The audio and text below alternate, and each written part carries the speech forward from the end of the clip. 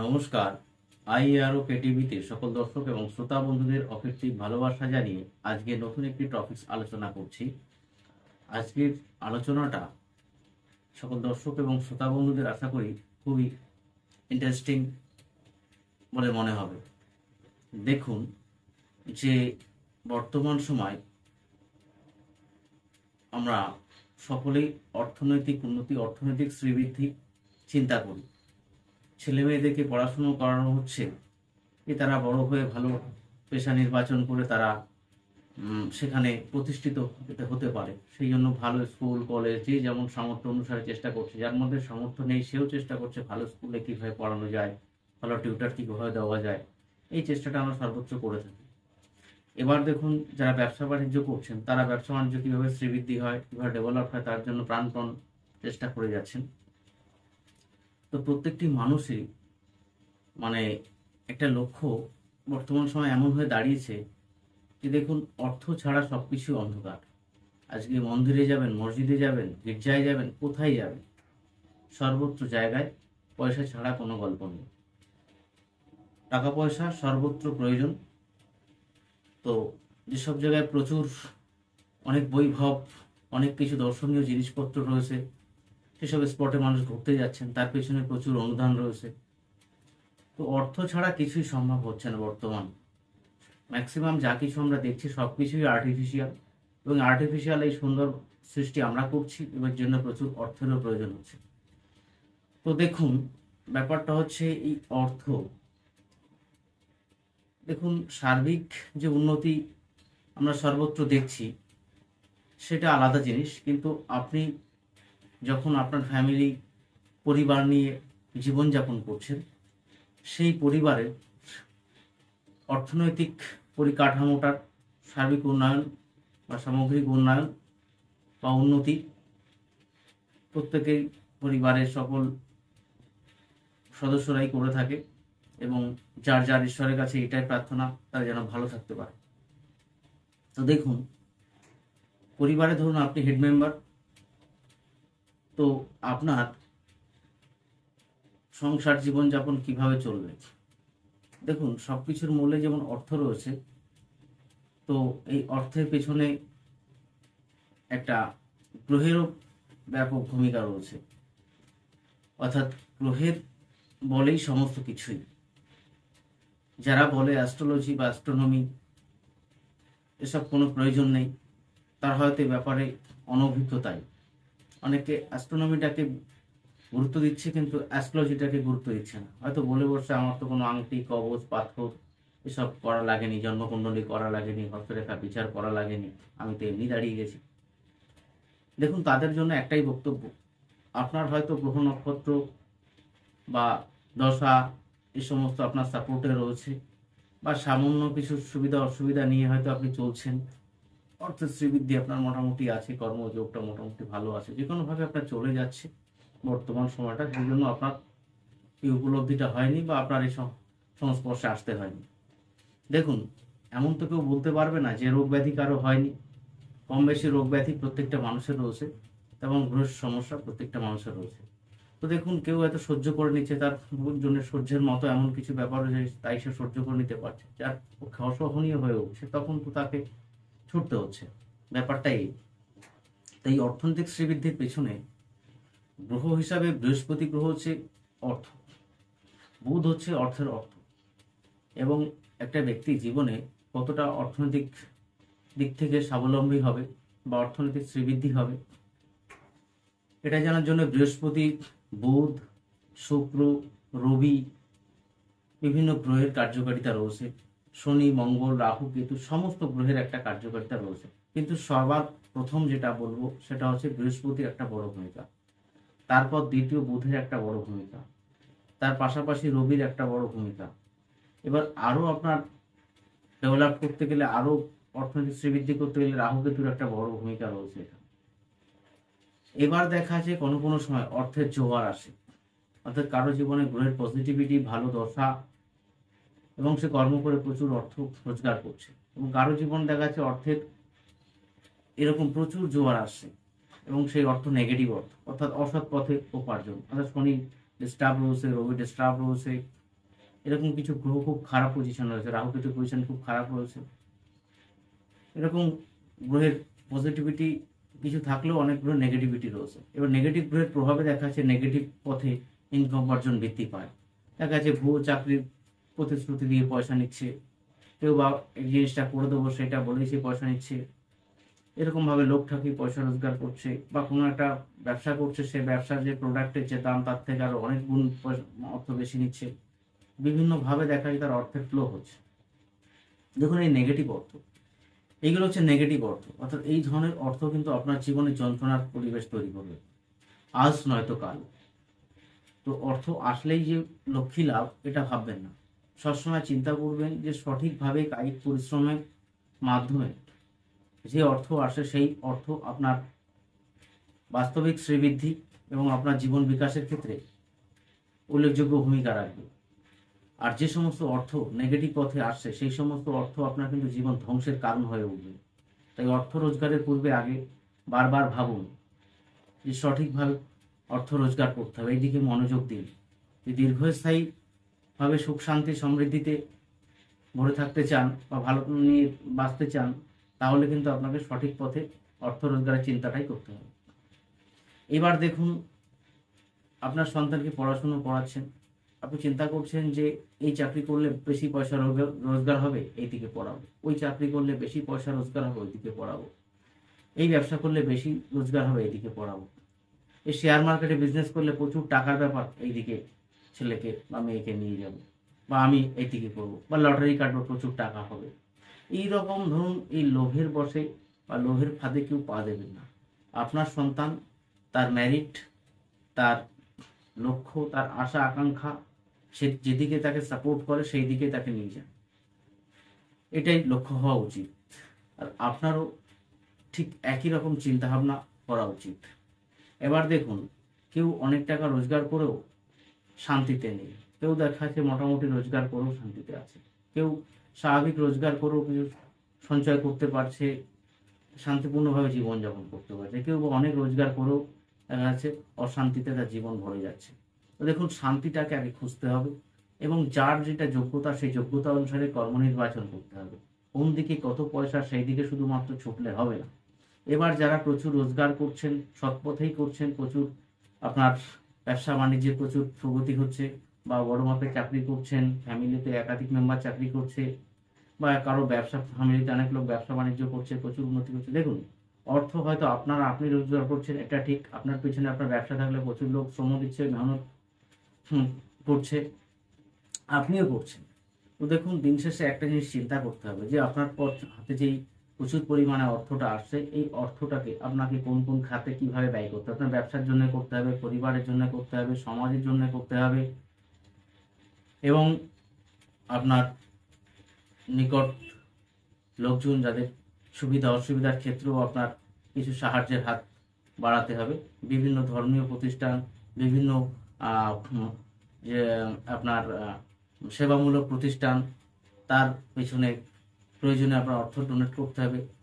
এই জিনিসগুলোকে মাথায় রাখতে হবে।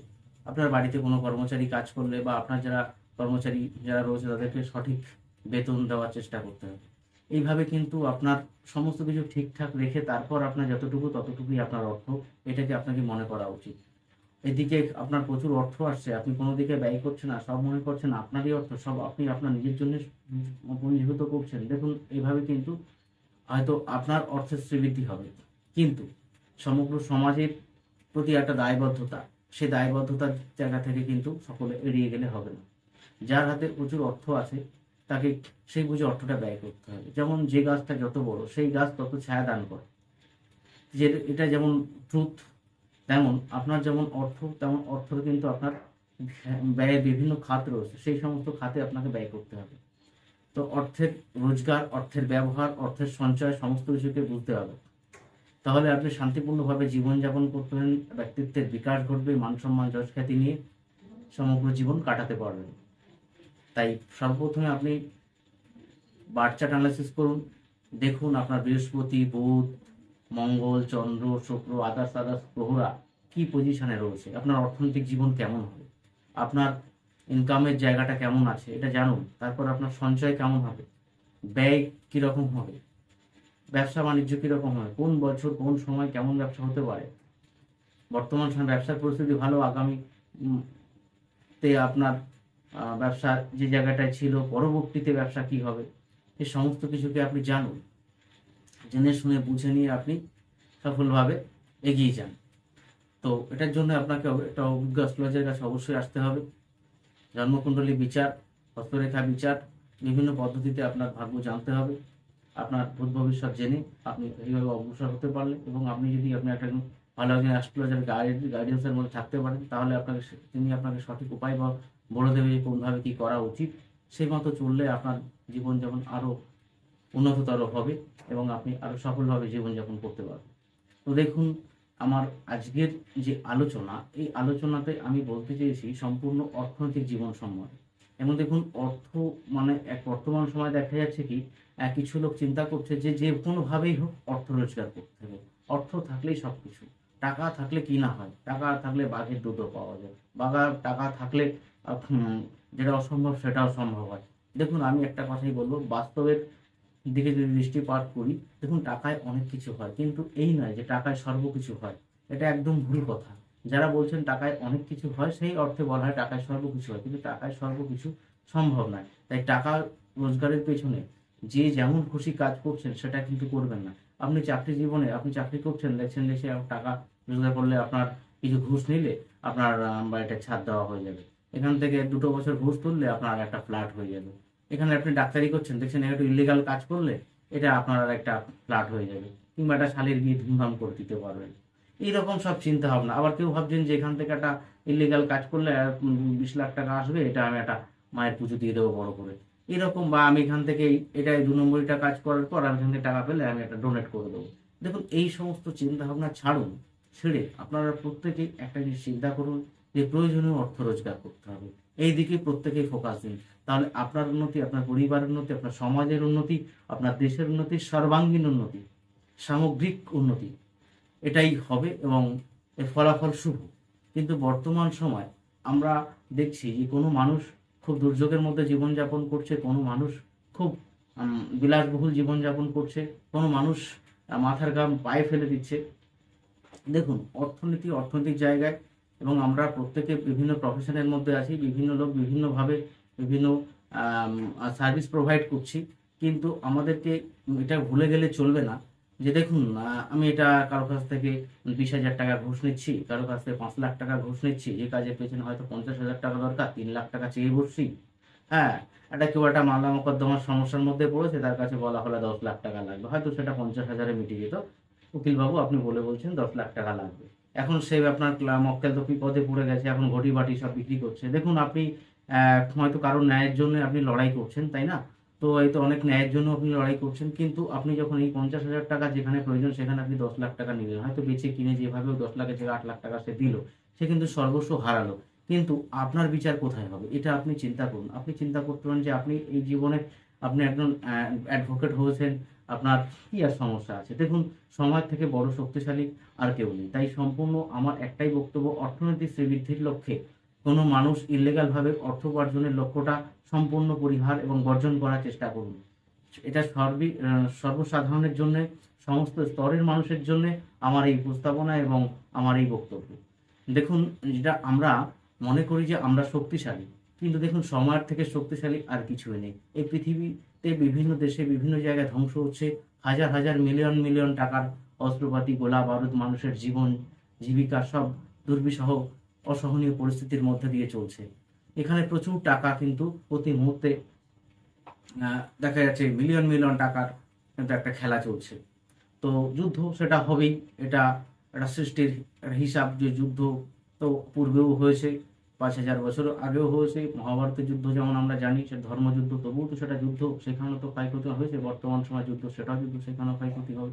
কিন্তু বক্তব্য একটাই, যে সময়ের থেকে বড় শক্তিশালী আর কেউ নেই। এই কথাটি, এই কনসেপ্টটি প্রত্যেকটি মানুষ মাথায় রাখুন। সকল দর্শক এবং শ্রোতা বন্ধুদের আমাদের বলার একটাই উদ্দেশ্য, যে সময়ের থেকে বড় শক্তিশালী আর কিছুই নেই। আপনি যতই পারমাণবিক বোমা, হাইড্রোজেন বোমা যাই বলুন না কেন, যত শক্তিশালী বাহুবল, কুস্তিগির যার কথাই যাই বলুন না কেন, একমাত্র সময়ের থেকে বড় শক্তিশালী আর কিছুই নেই। তাই সময়কে স্যালুট করতে জানুন।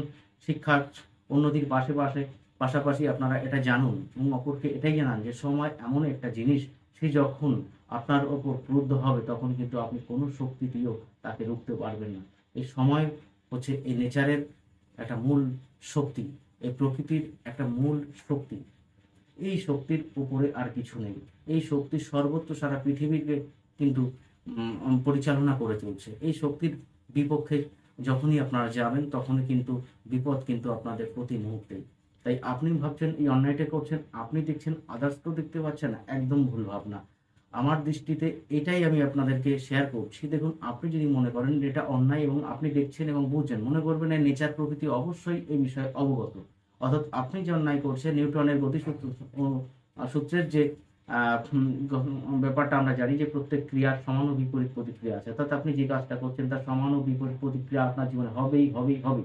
তা সেই জন্য একটা কথা আমি বলবো, দেখুন, ভারতবাসী হিসাবে বলি আর পৃথিবীবাসী হিসাবে বলি, প্রত্যেকটা মানুষ মানবতার বোধটা বজায় রাখতে হবে। বিবেক বর্জিত যা কর্ম তাই অধর্ম, সেই কাজ থেকে বিরত থাকতে হবে।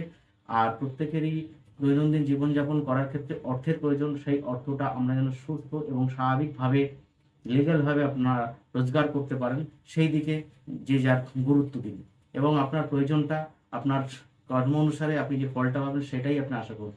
অতিরিক্ত অর্থ, অতিরিক্ত কোনো কিছুই ভালো নয়। যদি আজকে সূর্যের যে তাপ, সেই যা তাপ রয়েছে তার থেকে যদি দ্বিগুণ, চতুর্গুণ, পঞ্চগুণ, ষষ্ঠগুণ, হাজার গুণ বেড়ে যায়, যে আমরা এক গুণ যে টেম্পারেচার আমরা সহ্য করছি তার থেকে যদি 5 গুণ টেম্পারেচার তৈরি হয়ে যায়, তার থেকে 10 গুণ টেম্পারেচার তৈরি হয়, তার থেকে 1000 গুণ টেম্পারেচার তৈরি হয়ে যায়, তখন কি আমরা আমরা কোন প্রযুক্তি ব্যবহার করব? এত এত সমগ্র বিশ্বে কোন প্রযুক্তি দিয়ে আমরা এটাকে মোকাবেলা করবো? ধরুন কোনো প্রযুক্তি আবিষ্কার করলো, তার থেকে প্রকৃতি এই সূর্যের তেজ আরো বাড়লো, আমরা কত প্রযুক্তি আপডেট করব? আমরা কি প্রকৃতির সাথে শুধু, নেচারের সাথে শুধু পাল্লা দিয়ে চলবো? আমরা তো বাইরে বেরোতে পারবো না। আমরা হয়তো কোনো আর্টিফিশিয়াল সিস্টেম যন্ত্র তৈরি করে তার মধ্যে বসে থাকতে পারবো, কিন্তু আমরা বাইরের জগতে কি করে আমরা চলবো? তো দেখুন, সেই রকম ব্যাপার একটাই, যে অতিরিক্ত অর্থ কিন্তু বিপদের কারণ। কিন্তু সেই অর্থটা যদি সঠিকভাবে আসে তো সঠিক খাতগুলোতে ব্যয় করতে হবে। কিভাবে ব্যয় করতে হবে আপনার অর্থ, সেটা আপনি চিন্তা ভাবনা করে করবেন এবং আপনার পার্সোনাল অ্যাস্ট্রোলজার থাকলে তাদের পরামর্শ নেবেন, বা শুভাকাঙ্ক্ষী কোনো যুক্তি বুদ্ধি দেওয়ার মতন কোনো ভালো মানুষ থাকলে তাদের পরামর্শ নেবেন। আপনি যত টাকা রোজগার করছেন, আপনি মনে করছেন আপনি কি বলশালী, না, এটা ভুল। ধরুন আপনি একটা চাকরি করছেন, আপনার 1.5 লক্ষ টাকা বেতন, এই 1.5 লক্ষ টাকা বেতন পেয়ে আপনি নিজেকে মনে করছেন 1.5 লক্ষ টাকা আপনার, ভুল। দেখুন, 1.5 লক্ষ টাকা চাকরি যখন আপনি করছেন, সেই চাকরিতে আপনাকে সেই জায়গাটায় ডিউটিতে জয়েন করার জন্য আপনার একটা নির্দিষ্ট সময় দিতে হচ্ছে, তার জন্য হয়তো একটা প্রাইভেট গাড়ি দরকার হচ্ছে, সেই গাড়ির পেছনে আপনার অর্থ ব্যয় হবে, ড্রাইভারের পেছনে অর্থ ব্যয় হবে, গাড়ির মেনটেন্স পেছনে অর্থ ব্যয় হবে, আপনার বাড়িতে কর্মচারীর প্রয়োজন, একটা দুটো কর্মচারী থাকলে তাদের পয়সা দিতে হবে, আপনার বাড়ি ঘর একটু সেই রকম হবে, তার পেছনে অনেক খরচার ব্যাপার আছে, আপনি ছেলে মেয়ে সন্তান তাদের ডেভেলপ, ওয়াইফের ডেভেলপ, আপনার বিভিন্ন বাড়িতে আচার অনুষ্ঠান, কিংবা দেখা যাচ্ছে আপনার পরিবারের যে সদস্য তাদের রোগ ব্যাধি, পড়াশোনা, শিক্ষা দীক্ষা, বিভিন্ন ক্ষেত্রে কিন্তু আপনার এই পরিমাণ অর্থ ব্যয় হবে। সেই লক্ষণে আপনার স্টার্ট অনুযায়ী, আপনার কাজের স্কেল অনুযায়ী আপনাকে একটা অর্থ কিন্তু আপনার সেই সংস্থা বা আপনার যেখান থেকে আপনি যে চাকরিটা করেন, সরকারি হোক বেসরকারি হোক, সেখান থেকে সেই পরিমাণ অর্থ কিন্তু আপনি পাচ্ছেন। তাহলে আপনার টাকাটা আসার সাথে সাথে বিভিন্ন থেকে ডিস্ট্রিবিউশন হয়ে যাচ্ছে এবং ডিস্ট্রিবিউশন করতে হবে। কারণ দেখুন, আপনার বাড়ি যে কর্মচারী রয়েছে, হয়তো দেখা যায় বর্তমানে একটা কর্মচারী আপনার তার 5 থেকে 7,000 টাকা তার ন্যায্য বেতন আছে, এবার আপনি তাকে 2,000 টাকা দিচ্ছেন, এটা কিন্তু অন্যায় কাজ করছেন। এই আপনি এত টাকা বেতন পেয়ে গাম্ভীর্য কিন্তু এখানে চলবে না। আপনাকে নির্দিষ্ট বেতন আপনাকে তাকে প্রোভাইড করতে হবে এবং দিতে হবে, এটা তার জব, এটা তার কর্ম। এই ভুলটা করলে চলবে না। তো ঘটনা হচ্ছে, আমরা তখনই সবাই ভালো থাকবো, দেখুন, যখন আমরা প্রত্যেকেই বুঝতে শিখবো অর্থ কি, অর্থ কিভাবে ব্যবহার করতে হয়, অর্থ কিভাবে রোজগার করতে হয়, কোন উপায়ে অর্থ রোজগার করা সঠিক, কোন উপায়ে অর্থ রোজগার করা সঠিক না। অর্থ মানেই লক্ষ্মী লাভ এরকম বিষয় না। অর্থ পজিটিভ না অর্থ নেগেটিভ, সমস্ত কিছুকে আমাকে গভীরভাবে চিন্তা করতে হবে। আর আপনার জীবন যদি দেখা যাচ্ছে আপনি ভালো কাজ করতে পারছেন না, চাকরি পাচ্ছেন না, ব্যবসা করতে পারছেন না, নানাবিধ সমস্যার মধ্যে রয়েছেন, আপনি অভিজ্ঞ অ্যাস্ট্রোলজারের পরামর্শে যান। তিনি আপনাকে অবশ্যই কোনো না কোনো উপায় বলে দেবে, যার দ্বারা আপনি চলার সামর্থ্য আপনি খুঁজে পাবেন। অবশ্যই আপনি নিজেকে সৎ এবং সঠিক থাকতে হবে। তো আজকের আলোচনা এই পর্যন্ত। তাই আপনারা আপনার অর্থনৈতিক জীবন নিয়ে বেশি উচ্ছ্বাস আবেগের কিছু নেই, এটা মাথায় রাখবেন। অর্থকে সঠিকভাবে ব্যবহার করুন, অর্থ সঠিকভাবে রোজগার করুন,